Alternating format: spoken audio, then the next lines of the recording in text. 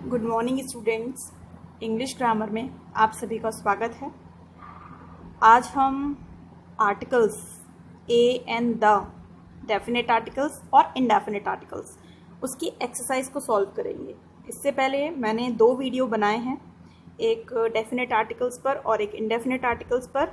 तो उसमें मैंने आपको इनके रूल्स बताए थे कि किसी सेंटेंस में हम ए, एन और द को कब यूज़ करते हैं। अगर आपको रूल्स याद नहीं हैं, आप भूल गए हैं, तो इस वीडियो को देखने से पहले आप रूल्स वाली वीडियो को एक बार देख लें और उसके बाद फिर मेरे साथ एक्सरसाइज सॉल्व करें। तो चलिए, अब पेज नंबर 38 को आप ओपन कर लीजिए और एक्सरसाइज ए निकाल लीजिए और मेरे साथ साथ समझते जाइए और सॉल्व करते जाइए। ठीक है, देखिए, यूज़ ऑफ ए, एन और the to fill in the blanks. Blanks में आपको 3 आर्टिकल्स होते हैं, तो तीनों में से कोई भी फिल करना है। एक बार आप मुझे बताओ कि द कौन सा आर्टिकल है, सोच कर बताओ। Very good, definite article. और ए और एन इनडेफिनेट आर्टिकल्स। ठीक है, चलिए देखो, अब आपका जो सेंटेंस है मैंने इसमें से फिल किया हुआ है पहले से, बट आप ऐसा मान कर चलो कि आप बिल्कुल नए सिरे से कर रहे हो। ठीक है, ऐसा नहीं करना आप कि मेरी वीडियो सुनो नहीं और बस ये देख के नोट कर लो। ऐसा करना बहुत ही गलत हो जाएगा।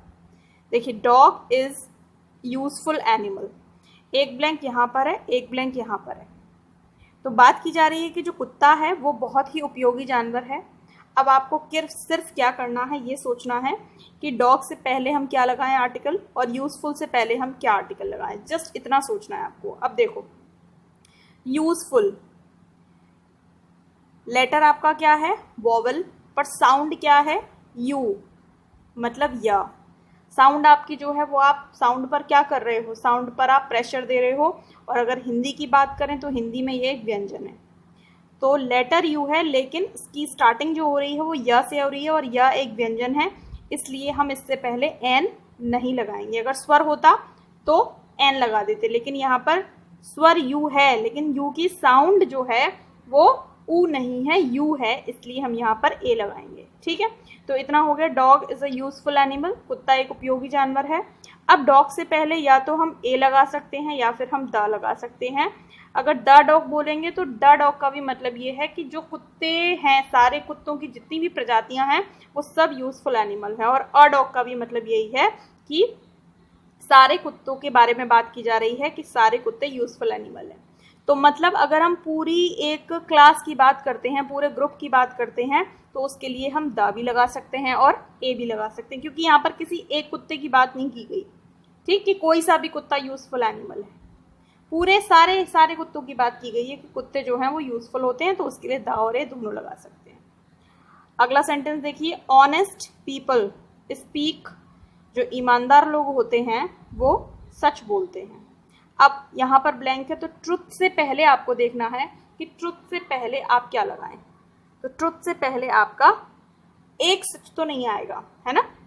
ट्रुथ का मतलब नहीं है, क्योंकि ईमानदार लोग सच बोलते हैं। तो सच जो है वो एक डेफिनेट थिंग है, एक डेफिनेट वर्ड है, जिसके लिए आप यहाँ पर द लगाएंगे। तो honest people speak the truth. कुछ चीज़ें क्या होती हैं कि हम उसको ये डेफिनेट है या इनडेफिनेट है, इसमें इतना डीप नहीं जाते हैं, पढ़ते पढ़ते याद हो जाती हैं। तो ऐसे ही ये स्पीक द ट्रुथ है। आप कभी भी किसी भी सेंटेंस में जो नेटिव इंग्लिश स्पीकर्स होते हैं, जो इंग्लिश ही बोलते हैं, उनको आप कभी भी नहीं सुनेंगे कि speak a truth, speak the truth. तो ऐसे आप याद कर लो कुछ को तो।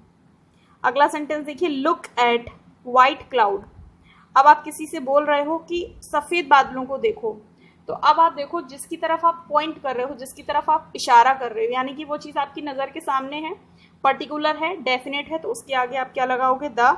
तो look at the white cloud. ये आपके 3 सेंटेंस हो गए। अब हम आगे चलते हैं अगले सेंटेंसेस पर। 4th सेंटेंस देखिए, world is happy place to most people. दुनिया जो है ज़्यादातर लोगों के लिए एक हैप्पी प्लेस है, यानी कि एक बहुत ही अच्छी जगह है। तो आपको वर्ल्ड से पहले लगाना है और हैप्पी प्लेस से आगे लगाना है। तो वर्ल्ड, दुनिया, डेफिनेट है, एक ही है, बहुत सारी दुनिया तो नहीं है, तो कॉमन सा है कि उसमें द आ जाएगा। The world is. अब दुनिया कैसा स्थान है, एक स्थान है, सिंगल स्थान है। ठीक है, तो यहाँ पर आप लगाएंगे a. The world is a happy place, क्योंकि हैप्पी प्लेस तो बहुत सारे होते हैं, उनमें से एक दुनिया है।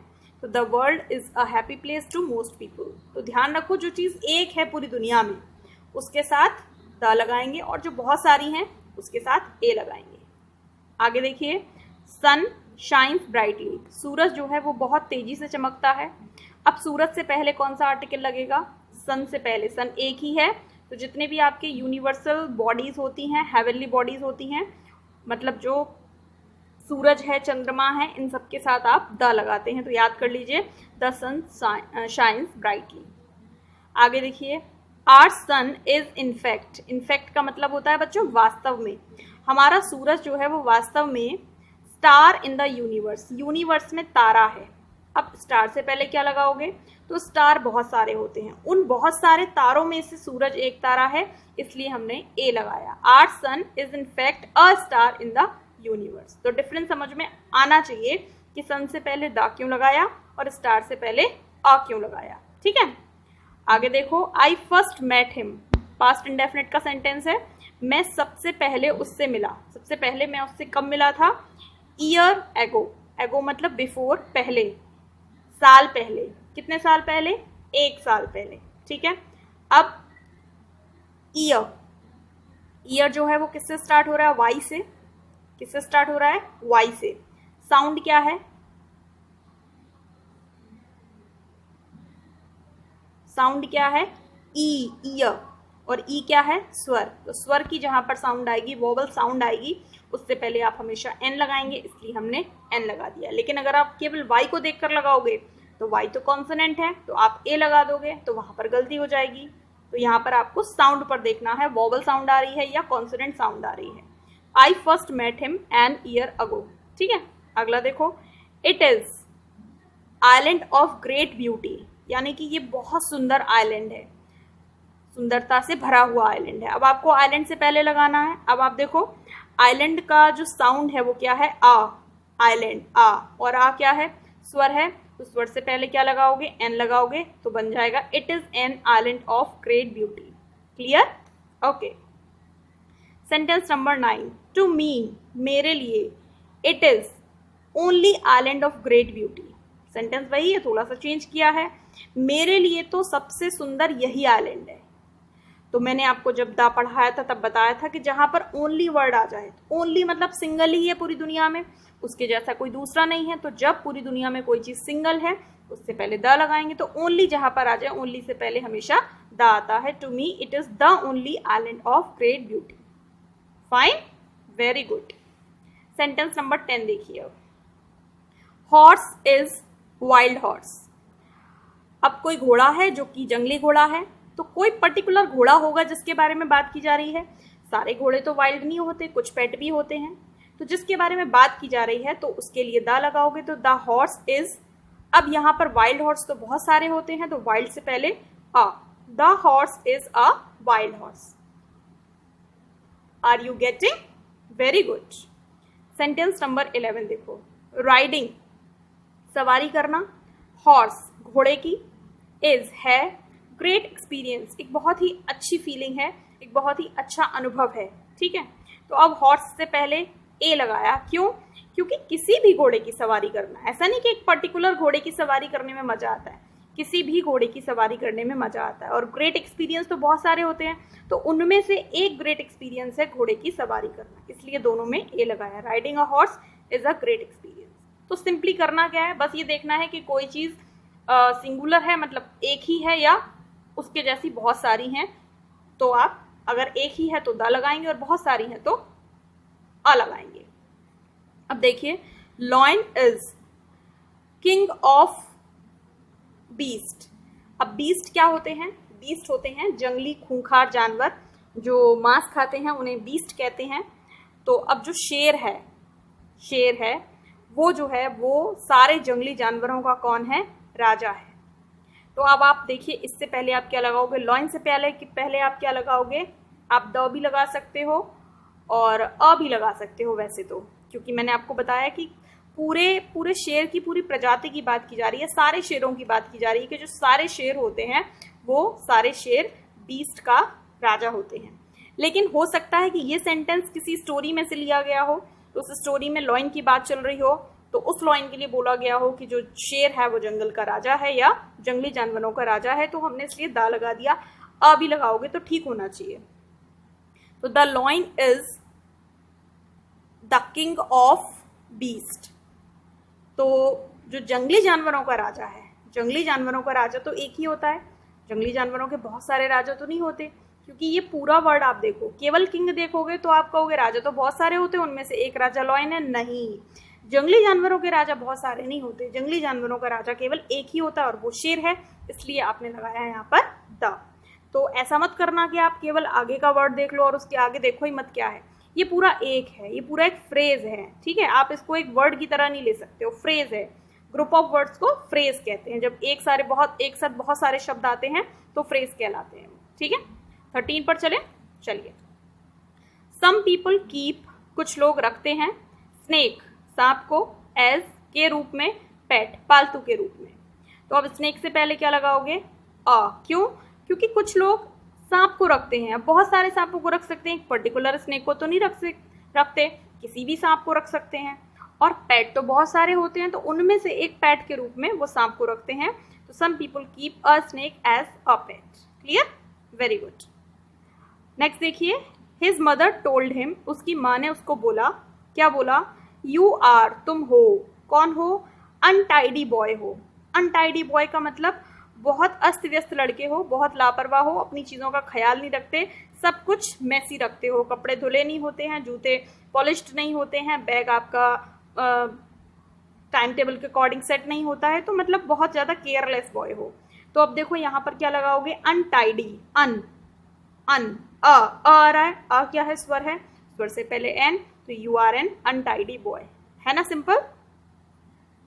15 देखिए, लुक एट मी, मेरी तरफ देखो, आई एम ऑलवेज, मैं हमेशा होता हूँ, कौन? हैप्पी पर्सन, एक खुश आदमी होता हूँ मैं, खुश मिजाज आदमी। हैप्पी पर्सन तो बहुत सारे होते हैं, उनमें से मैं भी एक हैप्पी पर्सन हूँ, तो I am always a happy person. Clear? Very good. 16 चलो। आई विल गिव हिम, मैं उसे दूंगा, आई विल गिव हिम, मैं उसे दूंगा, गुड न्यूज, अच्छी खबर, नाउ, अभी, मैं उसे अभी अच्छी खबर दूंगा। अब यहाँ पर गुड न्यूज तो बहुत सारी होती हैं, उसमें से कोई एक गुड न्यूज वो उसे देगा। हम ऐसे भी सोच सकते हैं, तो ए भी लगा सकते हैं, I will give him a good news now, मैं अब उसे एक अच्छी खबर दूंगा। लेकिन यहाँ हम ऐसे भी सोच सकते हैं कि जो गुड न्यूज वो लेकर आया था, है ना, केवल वही वाली गुड न्यूज की वो बात कर रहा है कि जो गुड न्यूज की बात चल रही है वही वाली गुड न्यूज दूंगा। तो ऐसा भी होता है कि कभी कभी सेंटेंस किसी भी स्टोरी में से बीच से निकाल लिए जाते हैं, तो उसके अकॉर्डिंग भी कभी कभी लगाना पड़ता है। बहरहाल अगर हम इसे सिंगल सेंटेंस के फॉर्म में देखेंगे तो दा भी ठीक है और अ भी ठीक है। क्लियर? तो यहाँ पे आप अ भी लगा सकते हो, ये भी ठीक है। और मैंने क्या बताया था, लॉइन वाले सेंटेंस में भी आप अ लगा सकते हो, ये भी ठीक है, बट दा ज़्यादा सूट कर रहा है उसमें। चलिए 17 नंबर का सेंटेंस देखिए, फ्रेंच मतलब भाषा, French is language of people of France. अब फ्रेंच जो है वो भाषा है किसकी? फ्रांस के लोगों की। फ्रांस के लोगों की फ्रेंच जो है वो भाषा है। तो फ्रेंच भाषा से पहले तो आप द नहीं लगाते हो, तो ब्लैंक नहीं है। French is the language, French is the language of the people of France. अब फ्रांस के लोग, अब फ्रांस के लोग बहुत सारे, मतलब फ्रांस के लोग तो फ्रांस में ही रहेंगे, तो उन्हीं लोगों की बात की जा रही है जो लोग फ्रांस में रहते हैं, तो डेफिनेट होगा ये वही लोग हैं, कोई और लोग नहीं है, तो इसके लिए आपने द लगा दिया। अब लैंग्वेज, कौन से लैंग्वेज की बात की जा रही है? फ्रेंच की ही बात की जा रही है, यानी कि डेफिनेट लैंग्वेज की बात की जा रही है, तो यहाँ पर भी आपने द लगा दिया, अ नहीं लगाया। कोई सी भी भाषा नहीं है, एक पर्टिकुलर फ्रेंच की बात की जा रही है। French is the language of the people of France. ठीक है। 18 देखिए, he looks as wise as, वह दिखता है, देखता है नहीं, वह दिखता है, एज वाइज उतना होशियार। यहाँ पर क्या है, ये सिमली है, सिमली। ठीक, छोटी क्लासेस में आपने पढ़े होंगे Simli, as cunning as fox, है ना। उसी तरह से ये क्या है कि वह इतना होशियार, इतना बुद्धिमान दिखता है जितना कि आउल, उल्लू। अब आउल किससे स्टार्ट हो रहा है? आ से, आउल। आ क्या है? स्वर है, स्वर से पहले एन लगाएंगे। क्लियर।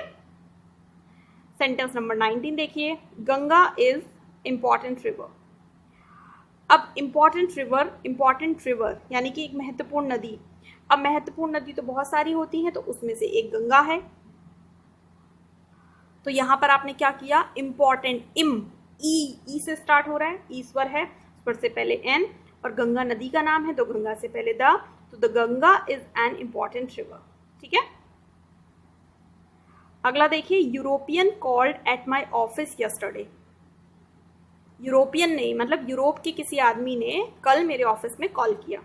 अब यहाँ बच्चे अक्सर कर गलती कर देते हैं। देखिए यूरोपियन य से स्टार्ट हो रहा है, किससे स्टार्ट हो रहा है, य से, और यह क्या है, व्यंजन है, तो व्यंजन से पहले ए लगाएंगे।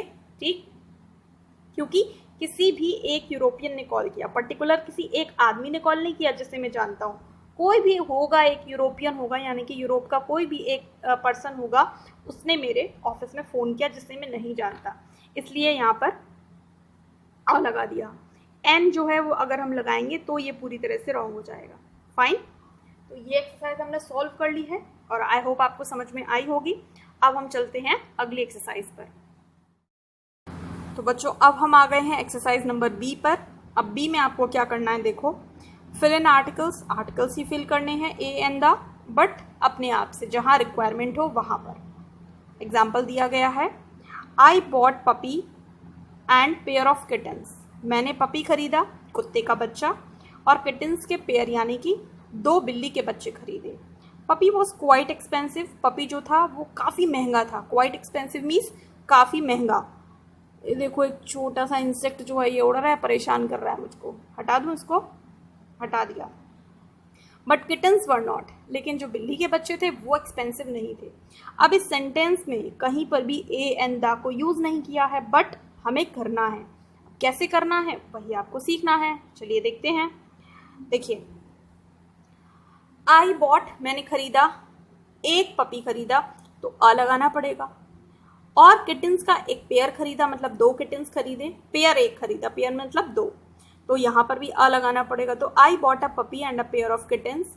अब पपी जिसकी बात सेंटेंस में एक बार हो चुकी है दोबारा हो रही है, तो the puppy was quite expensive, but अब किटन्स की भी बात एक बार हो चुकी है दोबारा हो रही है, the kittens were not. Articles का यूज हमने कर लिया है ना, सिंपल। चलिए अब एक सेंटेंस आपके लिए, बाय मी मीन्स मेरे लिए खरीदो, नॉट मुझे खरीदो, मेरे लिए खरीदो, कैन ऑफ सोडा, सोडा की एक कैन, सोडा वाटर होता है उसकी एक कैन, फ्रॉम स्टोर, दुकान से, प्लीज मेरे लिए दुकान से एक सोडा की कैन खरीदो। अब आपको इसमें आर्टिकल लगाना है, तो देखिए बाय मी, अब आप सोडा की कितनी कैन खरीदोगे, एक खरीदोगे ना, आ लगाना पड़ेगा।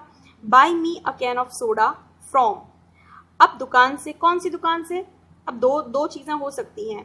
जिस दुकान की सामने आप खड़े हैं उस दुकान की तरफ पॉइंट करके भी बोल सकते हैं कि इस दुकान से खरीद के दे दो, या कोई सी भी दुकान से खरीद के दे दो। तो आप यहाँ पर द स्टोर भी लगा सकते हो और अ स्टोर भी लगा सकते हो। तो buy me a can of soda from the store और फ्रॉम अ स्टोर, और उसके बाद प्लीज़ को आगे भी लगा सकते हैं, please buy me a can of soda from the store, ऐसे बोल सकते हैं। सेकेंड सेंटेंस देखो, इज दैट फ्रॉग और टोड। सामने आपके फ्रॉग है और आप पूछ रहे हो कि ये फ्रॉग है या टोड है। टोड भी एक प्रकार का फ्रॉग ही होता है, बट दिखने में थोड़ा डिफरेंट लगता है। तो अब आप यहाँ पर पूछ रहे हो कि क्या ये एक फ्रॉग है या एक टोड है, आपको नहीं मालूम, आप चॉइस दे रहे हो। तो ऐसे सेंटेंस में आप अ का यूज़ करते हो, इज दैट अ फ्रॉग और अ टोड। भले ही आपके सामने है बट आप द नहीं लगाओगे, क्योंकि जो जानवर आपके सामने है उसके साथ 2 ऑप्शन है कि या तो वो फ्रॉग होगा या टोड होगा, दोनों में से कोई एक होगा। ठीक है, पर्टिकुलर नहीं है, डेफिनेट नहीं है कि वो कौन है। अगर आप बोलते कि दैट इज द फ्रॉग तो आप द लगा देते, that is the frog, that is the toad, क्योंकि वो एक होता। लेकिन यहाँ पर चॉइस है, 2 ऑप्शन है, आप अ लगाओगे, इज दैट अ फ्रॉग और अ टोड। ओके, आगे चलते हैं। अब थर्ड सेंटेंस देखो, are you coming for movie with me. क्या तुम मेरे साथ मूवी देखने आ रहे हो। अब यहाँ पर आपको मूवी के साथ कोई आर्टिकल लगाना है। आर यू कमिंग फॉर, आप दोनों लगा सकते हो, अ मूवी, कोई सी भी मूवी देखने मेरे साथ आ रहे हो, ऐसे भी पूछ सकते हैं, या जिस मूवी को हम देखने जा रहे हैं केवल उसी मूवी के लिए मैं पूछ रहा हूँ तो द मूवी लगा सकते हैं। तो are you coming from for the movie with me, क्या तुम मेरे साथ मूवी के लिए आ रहे हो, दोनों ठीक है, अ मूवी और द मूवी। फोर्थ देखिए, music is great source of enjoyment. Enjoyment means मजा, मनोरंजन, और मनोरंजन का एक बहुत ही अच्छा सोर्स है क्या, म्यूजिक। जब आपका मन ना लग रहा हो तो आप संगीत सुनिए, आपका मन खुश हो जाता है, मेरा भी हो जाता है। म्यूजिक इज, अब यहाँ पर आपको लगाना है सोर्स के लिए, तो सोर्स तो अच्छे अच्छे बहुत सारे होते हैं, उनमें से एक सोर्स म्यूजिक है, तो music is a great source of enjoyment. Clear है? चलिए फिफ्थ देखिए, there was not soul to be seen in park. अब टू बी सीन मैंने आपको सिखाया था, पैसिव है, टू बी सीन देखा जाना, तो देयर वाज नॉट सोल, कोई आत्मा नहीं थी, सोल मतलब आत्मा, टू बी सीन जो दिखती हो, जिसे देखा गया हो, इन पार्क, पार्क में कोई आत्मा नहीं थी जो देखी गई हो। अब एक ही आत्मा की बात की जा रही है तो आर्टिकल लग जाएगा, there was not a soul to be seen in. अब जिस पार्क में बात की जा रही है, कोई पर्टिकुलर पार्क में बात की जा रही होगी, ऐसा तो नहीं कि किसी भी पार्क में, जिस पार्क में लोग डर रहे थे कि यहाँ पे आत्मा है, उसी पार्क की बात हो रही है, तो इन द पार्क। ऐसा अब आप सोचोगे कि मुझे कैसे पता चलता है कि कहाँ ए आएगा, कहाँ एन आएगा, कहाँ द आएगा, आपको तो पता नहीं चलता। तो बच्चों ये थोड़ा प्रैक्टिस की चीज़ है, जितना ज़्यादा आप इंग्लिश पढ़ोगे उतना ही अच्छे से आपको ये सारी चीज़ें समझ में आएंगी। सिक्स देखते हैं अब हम, he decided to enter priesthood. ठीक, he decided to enter priesthood, उसने निर्णय लिया या उसने निश्चय किया कि वो प्रीस्टहुड में प्रवेश करेगा, यानी कि वो पुजारी बनेगा। ठीक है, तो he decided to enter the priesthood.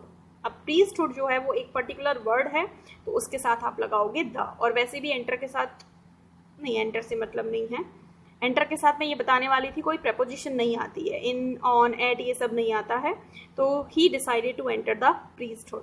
ठीक, सेवेंथ देखिए, this is latest news from Olympic stadium. Very good, यहाँ पर आ गई सुपरलेटिव डिग्री, और आपको याद आ गया होगा कि सुपरलेटिव डिग्री के साथ आप किसका यूज करोगे, द का, तो आप फटाफट से लिख दीजिए, this is the latest news from the Olympic stadium, क्योंकि ओलंपिक स्टेडियम एक डेफिनेट प्लेस है, सिंगल प्लेस है, एक ही स्टेडियम है ओलंपिक स्टेडियम, इसलिए तो जिस ओलंपिक स्टेडियम की बात की जा रही है उसके लिए द आएगा, तो this is the latest news from the Olympic stadium. Eighth देखिए, इन रेज। इन रेज का मतलब है, नया वर्ड है आपके लिए, गुस्से में, इन रेज, इन एंगर, गुस्से में। शी टोर, उसने फाड़ दिए, लेटर टू पीसेस, यानी कि उसने लेटर, उसने पूरा जो पत्र था उसको टुकड़ों टुकड़ों में फाड़ दिया। टीयर की सेकंड फॉर्म है बच्चों टोर, याद कर लिया करो, जब जब सेंटेंस में आता है पिकअप कर लिया करो उसे। तो अब देखिए, इन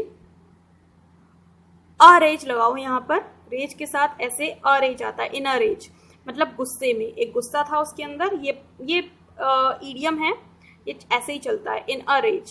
ठीक, शी टोर, उसने फाड़ दिया। अब कोई लेटर होगा जिसके बारे में बात की जा रही होगी, तो वहां पर द आ जाएगा, she tore the letter to pieces, उसने टुकड़ों टुकड़ों में पत्र फाड़ दिया, तो यहाँ पर आपका द लेटर आ जाएगा। क्लियर है? चलो नाइन्थ पर चलते हैं। नाइन्थ सेंटेंस आपका बुक में गलत है, इसका कोई मीनिंग ही नहीं, मीनिंगलेस सेंटेंस था, तो मैंने उसको चेंज कर दिया। अब आप चाहो तो चेंज करके लिख लेना, अदरवाइज सेंटेंस को आप छोड़ दो, कोई दिक्कत नहीं है। जो सेंटेंस गलत होगा हम उसमें बेकार में दिमाग नहीं लगाएंगे। 10th वाला सेंटेंस देखिए, फैक्ट्री हैड बीन बिल्ट। अब यहाँ पर पैसिव वॉइस है, पास्ट परफेक्ट टेंस का, factory had been built, third form है बिल्ड की। फैक्ट्री का निर्माण किया जा चुका था, on piece of waste ground, टुकड़े पर, एक बेकार जमीन के टुकड़े पर, यानी कि बेकार जमीन थी वहां पर फैक्ट्री का निर्माण किया जा चुका था। तो उसका एक टुकड़े पर, बहुत सारे उसके पीसेस होंगे, तो उसमें से एक पीस पर, तो आप लगा दीजिए द फैक्ट्री, क्योंकि जिस फैक्ट्री की आप बात कर रहे हैं फैक्ट्री तो वही होगी, कोई सी भी फैक्ट्री तो नहीं होगी। तो the factory had been built on a piece of waste ground. ठीक है, तो ये कुछ जो है ये डिपेंड इस चीज़ पर भी करते हैं कि स्टोरी क्या चल रही है, बातचीत कहाँ से हो रही है, किधर की हो रही है। तो कभी कभी सेंटेंस में हो जाता है कि कोई एक आध आर्टिकल छूट जाए, बट हमने कोशिश की है कि हम इसको करेक्ट फॉर्म में लिखें। तो ये आपके आज के सेंटेंस थे, हमने एक्सरसाइज ए और एक्सरसाइज बी आपकी सॉल्व कर ली है। अब आप इसे नोटबुक पे भी लिख लीजिए। अच्छा, इसके आगे एक्सरसाइज सी है और एक्सरसाइज डी है, उस एक्सरसाइज को हम अगले वीडियो में सॉल्व करेंगे। ये दोनों एक्सरसाइज आप सॉल्व कर लीजिए। ठीक है, तो वीडियो को मैं एंड करती हूँ।